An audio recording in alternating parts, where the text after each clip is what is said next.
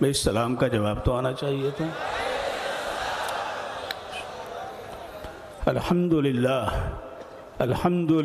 نحمده ونستعینه ونستغفره ونؤمن به ونتوکل علیہ ونعوذ باللہ من شرور انفسنا ومن سیئات اعمالنا من يهده الله فلا مضل له ومن يضلله فلا هادي له ونشهد أن لا إله إلا الله وحده لا شريك له ونشهد أن سيدنا ومولانا وحبيبنا وشفيعنا ونبينا وسندنا محمدا عبده ورسوله.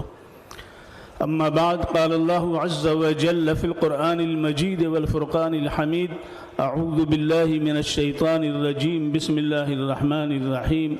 يا أيها الذين آمنوا إذا لقيتم فئة فاثبتوا واذكروا الله كثيرا لعلكم تفلحون وأطيعوا الله ورسوله ولا تنازعوا فتفشلوا وتذهب ريحكم واصبروا إن الله مع الصابرين. صدق اللہ العظیم. صدر محترم اور معزز علماء کرام اور حاضرین جلسہ، خواتین و حضرات، ابھی بہت مفید، مؤثر و بلیغ باتیں آپ بہت دیر سے سماعت فرما رہے ہیں. اصل بات تو یہی ہے جو ہمارے ابھی معزز خطیب جناب مولانا عبید اللہ صاحب اعظمی نے کہی کہ جب تک اندر کی قوت نہ ہو، باہر سارے جتن کرنے کے بعد بھی افادیت و نافعیت، صالحیت اور صلاحیت کا ظہور نہیں ہوتا ہے. یعنی یہ کہ اگر بہتر سے بہتر دوا ہم استعمال کریں، اچھی خوراک بھی لیں، اچھے ڈاکٹر سے ہم رابطہ بھی قائم کریں، لیکن ہمارے جسم کے اندر دوا کے قبول کرنے کی صلاحیت اگر نہیں ہے تو ہم اس دوا سے یا اس ڈاکٹر سے یا اس طریقے معالجہ سے ہم علاج سے فائدہ نہیں اٹھا سکتے ہیں. اسی لیے ضرورت یہ ہے کہ ہمارے اندر جمنے کی صلاحیت ہو، ڈٹنے کی صلاحیت ہو، فیصلے کی قوت ہو. اسی لیے قرآن پاک کو اللہ رب العزت نے نازل کیا ایسے نازک وقت میں جب جناب محمد الرسول اللہ صلی اللہ علیہ وآلہ وسلم بدر کے موقع پر 313 نفوس قدسیہ کے ساتھ ہیں اور 1000 کی تعداد کفار و مشرکین کی ہے جو تیر و تفنگ سے لیس ہیں. اللہ کے رسول صلی اللہ علیہ وسلم جب اپنے احباب کو دیکھ رہے ہیں تو ان کے پاس تلواریں بھی نہیں ہیں، ان کے پاس نیزے بھی نہیں، لڑنے کا جو سامان ضرب و حرب کا ہو سکتا تھا وہ بھی ان کے پاس اتنا نہیں ہے جتنے وہ تعداد ان کی تھی. یہاں تک کہ حضرت عکاشہ رضی اللہ تعالی عنہ نے کہا حضور میں کس طرح لڑوں؟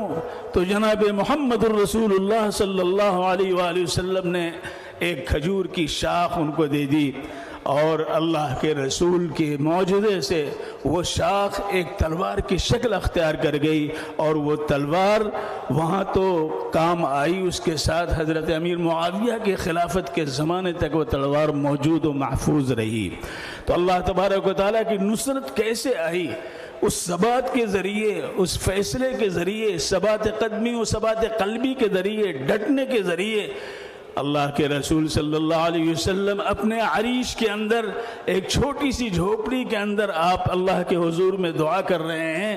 ایک وہ مجمع تھا اور آج کا یہ مجمع ہے. آج یہ جہاں تک نظر پہنچ رہی ہے مجمع ہی مجمع نظر آ رہا ہے اور مختلف ملک کے حصوں سے یہاں جمع ہوئے ہیں. یہ اتنا بڑا شہر گلستان بنگلور نے اپنے لخت جگر کو لا کر کے یہاں ڈال دیا ہے اور وہاں وہ مدینہ منورہ کے لخت جگر آ کر کے بدر کی وادی کے اندر تھے. ان کی تعداد 313 تھی.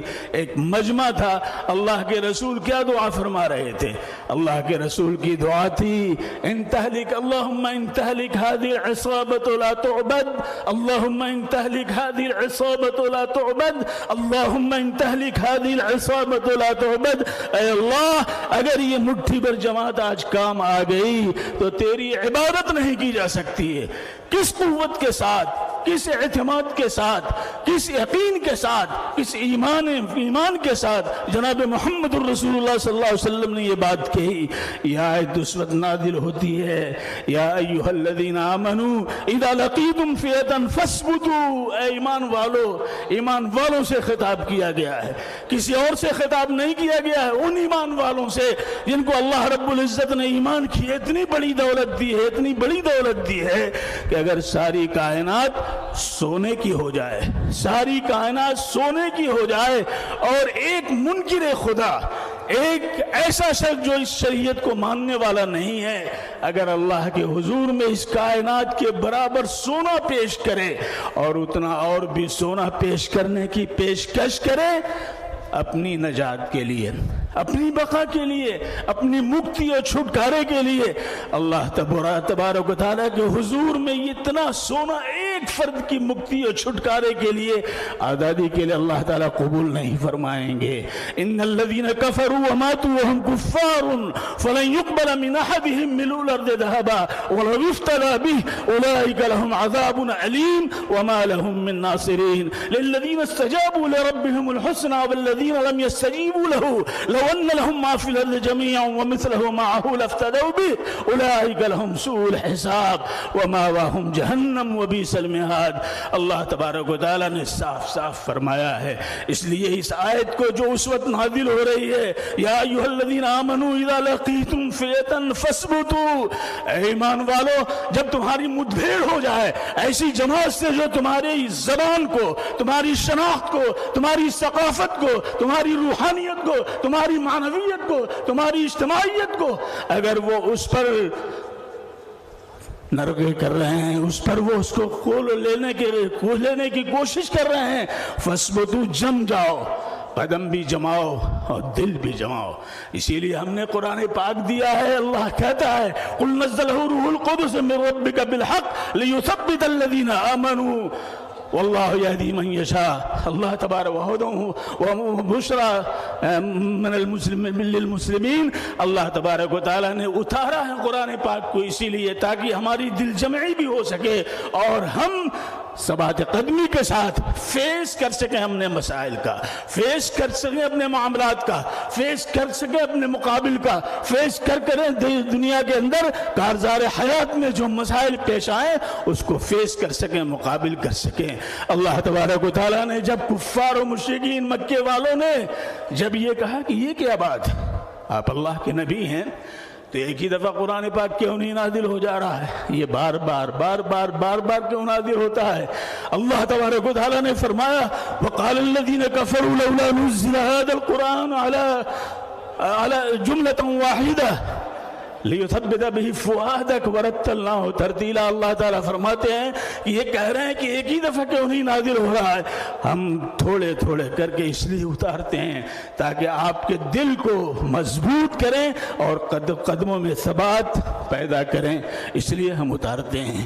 لہذا اس موقع پر یہ آیت نازل ہوئی جس کے بارے میں حضرت تھانوی رحمۃ اللہ علیہ نے صاف لکھا ہے کہ کامیابی کے لیے یہ 5 سوتری، 5 نقطے والے یہ پروگرام جو اللہ رب العزت نے ہمیں دیا ہے وہ یہ ہے یا ایھا الذین آمنوا اذا لقیتم فئۃ فاثبتوا.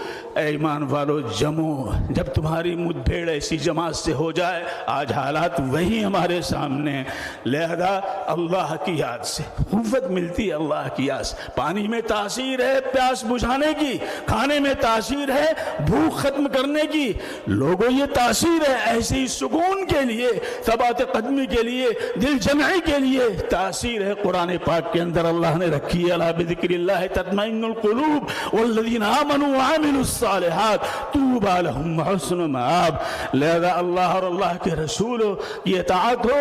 اور چوتھی بات یہ ہے کہ آپس کے اندر اتحاد کی فضا ہو. لا تنازعوا فتفشلوا وتذهب ريحكم واصبروا ان اللہ مع الصابرین. لیکن اگر ہم نے اس میں کوئی کوتاہی کی تو ایسی صورت میں ہمارے لیے جو ہے مشکلات پیش آئیں گی. ایک لطیفہ ہے وہ سنا کر کے میں اپنی بات ختم کر رہا ہوں. ایک شیر نے ایک گائے کو دوڑایا، گائے بھاگی، بھاگتے اس نے دیکھا کہ اب شیر سے میں نہیں بچ سکتی، تو شیر سے بچنے کے لیے ایک تالاب میں اس نے چھلانگ لگا دی. छलांग उसने जब लगाई तो दलदली ज़मीन थी, उसमें धंसने लगी। पीछे से शेर आया और शेर ने और ज़ोरदार छलांग लगाई, उससे आगे निकल गया वो पहुंचा, वो भी धंसने लगा। शेर भी धंस रहा है और गाय भी धंस रही है, शेर भी धंस रहा है और गाय भी धंस रही है। शेर ने कहा बड़ी लजाजत के साथ, गाय रे गाय, क्या जुल्म किया तुमने, अगर तू ऊपर रहती तो एक ही जान जाती, अब तो दोनों की जान जा रही, अब तो दोनों की जान जा रही है। गाय ने बड़े ही इत्मीनान से कहा, शेर तुम तो जंगल का बादशाह हो और मैं गाय हूं, लेकिन याद रखो तुम्हारा कोई मालिक नहीं है और मेरा मालिक, तुम्हारा कोई मालिक नहीं है, मेरा मालिक है। शाम होगी, मेरा मालिक मुझे तलाश करता हुआ आएगा और इस तालाब तक जब आएगा, मुझे इस दलदल में धंसता हुआ देखेगा तो मुझे वो निकालेगा और तुम्हें मारेगा, इसलिए कि तुम्हारा कोई मालिक नहीं है। लोगों, हमारा मालिक है, वो हमें देख रहा है, फैसला वहां से होता है, नफाज यहाँ पे होता है, हम उसके बनेंगे तो इंशाअल्लाह सारे मसाइल हमारे हल होते चले जाएंगे। अल्लाह हमें तौफीक से नवाजे। व आखिर दावाना अल्हम्दुलिल्लाह।